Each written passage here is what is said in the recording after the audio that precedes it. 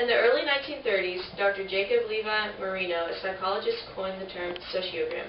This was his first attempt to figure out the relationships within a different group of people. According to Marino, individuals were connected by straight lines to leaders or outsiders, or what he considered the socioeconomic star, which was the person everyone else was connected to.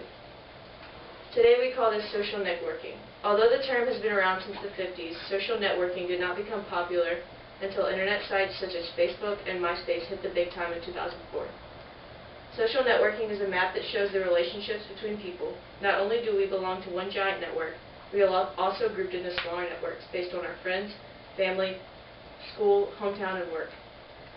If we tried mapping this out by hand, it would almost be impossible. But on February 4th, 2004, a young Harvard student named Mark Zuckerberg launched a social network called Facebook. He made social networking easy. This is the birth of social networking. When we are meeting someone for the very first time, we usually share the typical introductory conversation. We found out the person's name, hometown, and job occupation. This is basically their Facebook profile page. Every so often, someone has a little more information, and they will list their birthday, educational background, religious and political views, and whether or not they are in a relationship. Is this information really necessary? Maybe not to a total stranger, but to someone in their social network, it could be very useful to remember your long-lost college buddy's birthday. In the past 6 years, social networking has evolved drastically.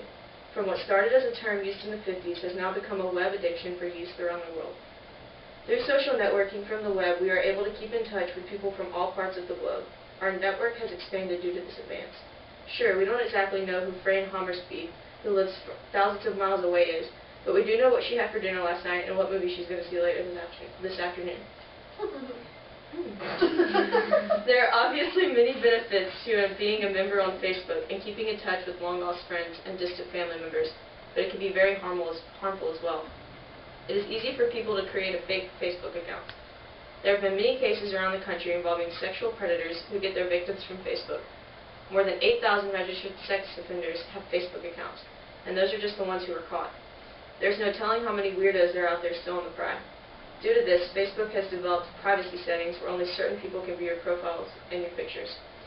When someone first creates an account and decides to send a friend request to you, you must confirm they're in your social network. This is done by show of mutual friends. When it comes to dating and Facebook, things can get a little rough. If you are in a relationship with another Facebook user, you can make it public on each of your profiles. Of course, when you decide to cancel the relationship, the entire Facebook world can see it and are able to comment and post their opinion to the status. Facebook pages are also gateways to new relationships. To the shy, it's an easy way to gain social networks. People bash each other over the internet because they know they would never say those things in person. Facebook gives courage, both good and bad. The attacks aren't physical, but they are just as effective. In only 6 years' time, Facebook has changed the way we network. We talk, we date, we fight, and we live in a virtual world. It is a resourceful tool to have, but it must be used moderately because it can also be very dangerous.